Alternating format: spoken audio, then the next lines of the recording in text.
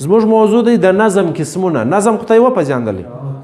نو زه نن د نظم قسمونه در ښیم. که چیرې تاسو شاعري ویله، لیا مو کوله، په ډېرو انسانانو کې د شاعري ماده وي، له شعر سره ولد نه وي، نو زه بیا تاسو ته نن دلته نومان در ولیکم چې د نظم څونې قسمونه دي او څنګه جوړیږي. د نظم معنا خو ستا زده ده، منظوم کلام، موزون کلام، وزن سوی او ترتیب سوی خبرې. نو دا خبرې چې دي دا په څو قسمه کیږي. یو نظم وي مثلث ورته وایي، مثلث یې نوم دی. مثلث معنا درې، دا داسې جوړیږي. ورته ګورئ دا درې لاینې وي په هر بند کې. دا شاعر چې وي دا درې سره لاینونه په یوه کافیه باندې وړي، کافیه یې یو رنګ، بیا بل بند ور اچي، بیا درې لاینه پکښې وي. بیا دا دوه چې دي دا اول دوه، دا زما چې لیک څه پکښلې ده، دا جلا کافیه لري. دا دریم توری چې دی دا له دغه سره بیا هم کافیه وي. د مابین دوه جلا وي له اول درې څخه. دا وروستی مصره چې ده، دا وروستی لاین چې دی دا له اول سره بیرته هم کافیه تړي. دا شاعر مزاج دی. اوس دا دی خبره په څو پورې کوي، نو دا بیا دا رنګ شي، دا بیا هغه ته سوی وي، دا دوه بیا جلا وي، دا دریم بیا هغه ته سوی. مطلب چې دا یو بند، دا دوه بنده، درې بنده، څلور بنده. شاعر و دې ته تړل سوی دی چې دی څونې مجلس اوږدوی سي. یو شی بل یاد لرئ، غزل په خپله نظم دی، لیکن غزل او د نظم بیا داسې تعریف کولی سو چې غزل عنوان نه لري. عنوان پر سر باندې چې کوم شی راسي، یعنی ګل لاندې به ګرده کیسه پر ګل روانوي، دا نظم دی، غزل نه ده. غزل به ذات خود نظم دی، دا تعریف نظم دی، لیکن د نن چې نور په ننوځو نور شناخته کیږي. نو د نظم به عنوان خامخا وي. دا مثلث نظم چې شاعر لیکلی وي دا به د پر یو شي خامخا لیکلی، زموږ کالج باندې لیکلی، نو بلوړ به لیکلی کالج، لاندې به ګرده کیسه پر کالج رواني. په دې کې لږ پراخي ده، سړی لږ آزاد وي، یعنی خبرې تنګي نسته کی، ته لس خبرې کوې، شل کوې، درس کوې، دا تا ته ازادي ده. غزل چې بیا ده، د غزل صرف یو شعر دی، دوه لاینه ده، هغه تنګه ده لمنې، په هغه کې پوره خبره نه کیږي. نو ځینې خلک غزلې جوړوي، ځینې خلک نظمونه جوړوي، له مزاج سره کار لري. نو مثلث نظم ودې ته وایي. د نظم بل قسم دی مربع نظم ورته وایي. دا ته په پښتو کې دریز وایي، درې. دا څلوریز دی مربع نظم. اوس ورته ګورئ په ترتیب به روان سو. دا بیا دغه رنګه چلېږي، څلور لاینه وي. اول څلور سره یوه کافیه لري، اواز یې یو رنګ وي، توري کې استعمالوي. دویم چې شاعر جوړوي هغه بیا درې لاینه چې وي هغه جلا وي، څلورم له اوله سره سوی دی. بیا زیاته د شاعر مزاج دی، سو بند کې اچي، دا بند کې بیا درې جلا کافیه وي، دا څلورم له مطلع سره، دا د مطلع بند ورته ویل کیږي. مطلع وایي طلوعنا، راختل، لمر طلوع هوا، یعنی اول چې په شعر کې کومه خبره راخیزي نو دا خبره ورته ویل کیږي. دریم قسم چې دی هغه مخمس نظم دی. مخمس ته پنځویز وایي. اوس په پوهېږئ اسانه کیږي، ای درې سو، ای څلور سو، ای د پنځو لاینو نظم سو. دا په پنځه سره کافیې سره سمې وي. په بل بند کې بیا پنځه لاینه راځي، څلور به یو رنګ وي، د آخري به له اول یوه سره برابر وي. دریم یو مخمس معنا پنځه. د نظم داسې قسم چې هغه پنځه لاینونه پکښې وي. نو دا بندونه چې شاعر وراچي دا څلور یو رنګي. بله خبره هم یاد لرئ، ضروري نه ده چې دی به دا دواړه کافیه یو رنګه تړي. داسې هم کېدای شي شاعر دا دواړه جلا کافیه وتړي، دا دوه جلا وتړي. په مخمس نظم کې دا اول دوه جلا وتړي، دا وروستي دوه جلا شعرونه مصرې سره جلا کی. لیکن اصولي نظم دا وي. د شاعر دپاره ما تاسو ټول پابندي نسته، شاعر پوهېږي، مزاج یې پوهېږي، نو هغه د خپل دغه نظم تعریف دی. نو مخمس نظم ورته وایي. بل نظم یې دی مسدس ورته وایي، هغه شپږیز. ګوره اسانه سو. اوس نو د شپږیز شپږ لاینه برابر وي. یوه طریقه دا به شپږ سره یو رنګ دا 5 به بیا جلا وي د دغه شپږو دا شپږم به له اوله سره برابر وي. دا یوه طریقه. یوه طریقه دا د 4 یو رنګه وتړي دا 2 بل رنګه وتړي دا اول بند سي دا بیا دغه رنګه دا 4 یو رنګ دا 2 بل ته سوي. اوس په دا کې دننه یو بل کارم کیږي که شاعر دا شعر دا وروستی د دغه بند دا کله کله هره وار راړي 4 لاینه ور واچي بیا تاسو به اورېدلي زما ګرانه وطنه زما ګرانه وطنه بار بار دا خبره روانه که چیرې دا په یوه لاین کې راځي یا په 2 لاینو کې راځي دغه ته چش ویل کیږي ترجیح بند. کومه مصره چې بار بار راځي په بند کې دننه هر وار شاعر یو خبره تکراروي نو هغه ته ترجیح بند ویل کیږي. ترجیح تور خو هم نه یریږي یو شي ته ترجیح ورکول نو دا یو مصره ته ترجیح ورکړي هغه بار بار په بندو کې اچي او یو بیا شاعر ولاړیږي ترجیح نه ورکوي مصرې ته د هر بند وروستي شعرونه جلای نو هغه ته ترکیب بند وایي. نوې ترکیب تړي نوې خبر تړي نو دا د نظم دا قسمونه دي. بل قسم چې دی هغه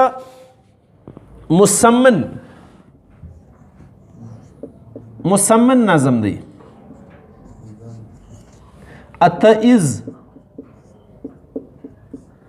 اته مصرې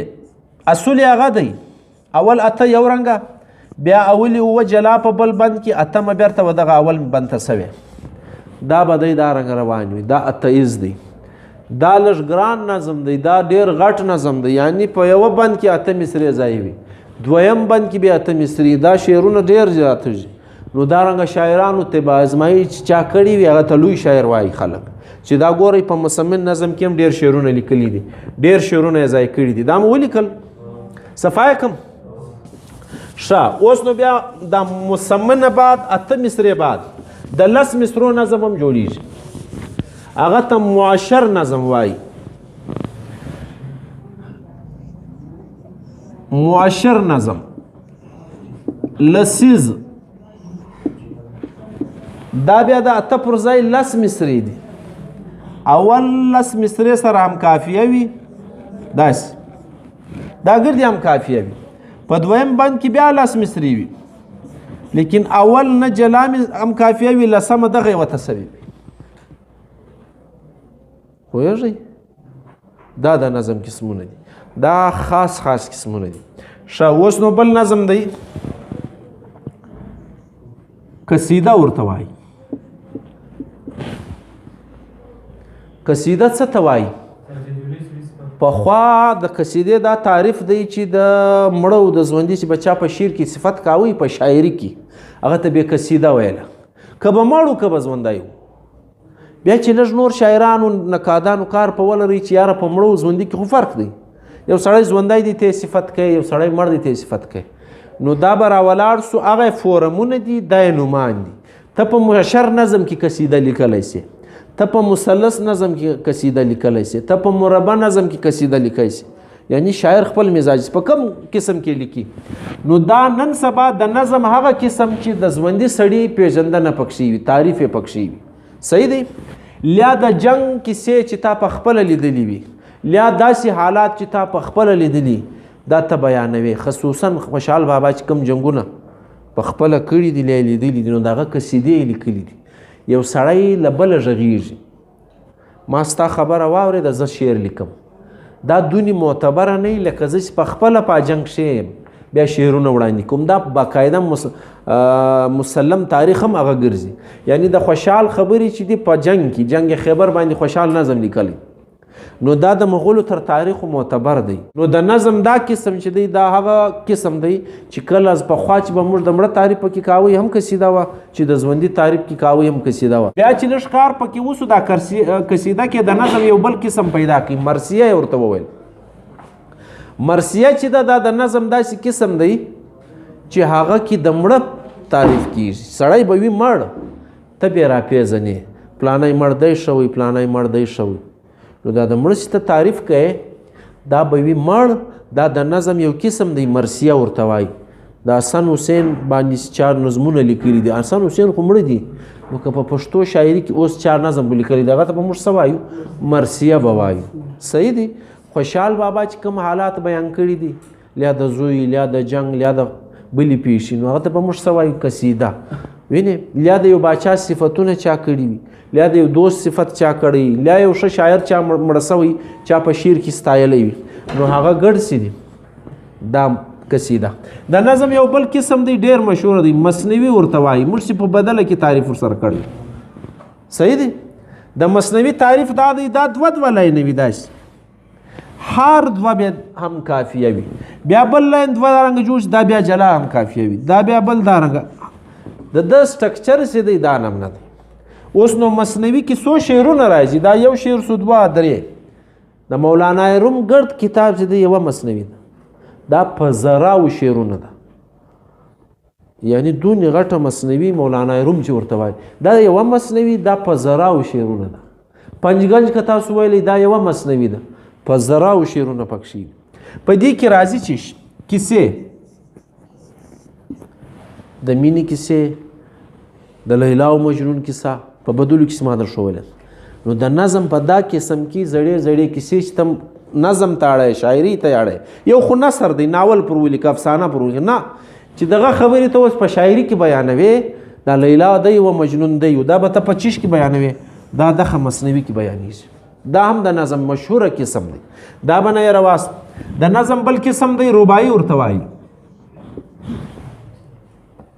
رباعي ته په پښتو کې څلوریزه وایي یو څلوریز دی یو څلوریزه ده مربع څلوریز وایي هغه غټیږي اوږدیږي څلور لاینه ډېر غټیږي رباعي ګرده څلور لاینه وي په رباعي کې تر څلور بس دا ختم شو دا نظم دا صرف څلور لاینه دي ترتیب یې دا وي اول دوی او څلرم دا یو رنګه کافیه لري او دا وروستی مابین دریم والا دا ځینې جلا سي لکه که څوک خبر سي د خط له خونده کلم بنژدی پر حرف بے بنده شماره د نورو حرفونو څو کړم چې یو الف دی په درې بنده دا د خوشحال بابا رباعي ده دا ګورئ خونده بنده بنده ګورئ دا څلور سره درې برابر شو دا کې بیا دا ښه خبره نسته دا به د خامخا عنوان ورکړی یا نه ورکړی دا به د خط متعلق درشي خط درشي ته به خط څنګه سمایې نو الف درې کته دی الف به درې د کلم د سر چې څونې سر وي هغه قدر به اوږده دی زه دونې پنډه لیکایي کوم دا قدر لیکایي کوم داسې دا راکش کوم دا د قلم سر سو نو الف به څونې لیکې دا به درې واره لګوي دا الف به دونې اوږده دی دا د خط نستعلیق کلیه ده نو دا رباعي ده دا خالی څلور لاینه وي تر څلور لاینونو زیاته نه وي په څلور سره لاینو کې یوه خبره راځي یعنی ته یوه خبره په څلورو لاینو دا چیش در ښوولی دي د خط طریقه خالی الف یې در ښوولی دي نو دا درې اول دوه او څلرمې هم کافیه وي درېیمه مصره چې ده دا ځینې جلا وي دا مشهوره قسم دی د نظم دا به نه یې رواست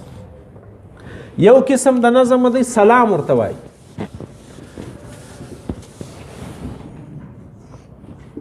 سلام رسول استا د کربلا شکل المسوت سلام د حمزه بابا مشهور نظم دی چا باندې سلام ویل میٹھا میٹھا ہے میرے محمد کا نام ان پہ لاکھوں کروڑوں درود و سلام دا سلام توری نه دی کی یادیږي په چا باندې ته سلام وایې نو دا د نظم دغه ژبه چې ده دغه ته سلام ویل کیږي دا به تاسو نه رواستي دا د نظم مشهور قسمونه دي نظم شایسته ژبه ده نظم منظومه ژبه ده نظم مرتبه ژبه ده بیا د شاعر دپاره فورمونه جوړ دي سانچې جوړې دي د مزاج دی په کم شعر کې په کومه قسم کې دی خپل نظم بیانوي خپل خبر بیانوي پابندي نسته نو که تا د نظم هر رنګ د ځان کی اوس نو بیا راشي ځینې خلک بیا آزاد نظم دا د نظم یو قسم دی دا دوی بیانوي په دې کې دا د انګریزي څخه راغلی دی په دې کې پابندي نشته قافیه نشته یوه مصره دا رنګه ده یوه دا رنګه ده دغه رنګه روانه یوه پابندي نشته هی 10 سېلاب هی 12 سېلاب هی 8 سېلاب هی 6 سېلاب د قافیې پابندي هم نشته پکې که د قافیې پابندي نه و پکې نو هغه ته معرا نظم وایي لاینونه ښېګړد برابر وي وینې له آزاد نظم فورم جلا سي ای کې لاینونه نه دي برابر هی کې لاینونه له سره تر پیدا سي برابر لیکن قافیه نسته کی هغه د आवाज توري نسته د شاعر له لاس نه کې زه دوی چرت پروم اسمان ته بیا جانان پیدا کم بیا سایوان پیدا کم یا بس په مخ ورځي هغه شان ازادي ده پکې نو هغه نظم ته چی شوای معرا نظم او چې د قافیه پابندي پکې وي خامخا به قافیه پکې وي دا توري به پکې وي دا ګوري خونده بنده دا توري د کی تړي نو دغه بیا مکفا نظم وایي په قافیه کې تړل سوی نظم منظوم سوی په آوازو کې په الفاظو کې هغه نظم چې قافیه هم هغه رنګوي نو ګورئ څونه ازادي سو اوس هی لیکېس ګسه د یو شی له لاسه نه کېږي بیرون هم نسم سمرای غټه کښنی آزاد نظمونه دا به تاسو ور واچو ځینې خلک بیا بیرونه ښایسته جوړوي وزن یې برابر وي د مصرو لیکن قافیه له لاسه نه کېږي نو دغه نظم د جوړ کړي ښه ځینې خلک بیا وزنم برابري بیرم برابري او قافیه هم پکې اچي هغه به مکفا نظم جوړ کړي نو دا د نظم قسمونه دي که چیرې ستاسو سر نه باندې خلاصوي نو تاسو له ما پوښتنه کولی شئ مصنوي نظم هغه نظم ته ویل کېږي چې مصرې دوې سره قافیه تړل سوي او په دې کې اوږدې کیسې ځایږي د دې پښتو شکل دی بدل ورته ویلی شو لیلا او مجنون بدل چې موږ وایو نو دا د نظم نوم دی مصنوي صحیح دی یو کیسه ته کوې زړه کیسه کوې چاته په نظم کې کوې په نثر کې نه په ناول کې نه په داستان کې نه په افسانه کې نه بلکې شعرونه ځینې جوړوي نو دا به ته دا شعر ته چې واړی د دغه نوم چې شتي دغه ته مصنوي وایي نو د مصنوي شناخت چې شتي هرې دوې مصرې چې دي هغه هم قافیه وي بله پوښتنه مقطع او مطلع چې دا به په غزل کې دروښیم غزل د نظم قسم دی جلال لیکچر به ورته کښېږدو هغه کې ډېر کار وي نو ما تاسو ته ویلو چې په نظم کې غزل هم راځي لیکن غزل چې ده د نظم ښایست دی لږ دننه ډور کار کې سوی دی نو دا به سهار درښیم انشاءالله خو دونې وپېژنه چې مطلع د اول شعر ته وایي اول سر که په نظم کې وي که په غزل کې وي چې اوله وه بیا که 3 لاینه وه که 4 لاینه وه که 5 لاینه وه که شپه وینې نومان چې ما درو شو دا ګرده مطلع سمرل کېږي مطلع معنا راختل لمر تلو کېږي نه راخیږي نو په شاعر اول شعر دی دا راوختی اوله اوس نو بل بیا دغه رنګه جوړي بیا دا راځي مقطع ودخته دا شاعر چې خپل نوم کې استعمال کړي د شاعر نوم چې په کم شعر کې راغلی هغه د نظم په هر قسم کې چې راړي هغه ته مقطع ویل کېږي بله پوښتنه مکفا نظم دا څونه قسمونه چې ما درو شو مربع مخمس معاشر مسمن مسدس چې که په دې کې قافیه راغلي وي اوس قافیه موږ نه پېژنو نه قافیه ودخته وایي سایوان خو پازه دی دا پر چش باندې ختم سوی پر نون باندې تر نون له مخه چش دی الف نو شاعر کبل دا رنګه تورې وډي نو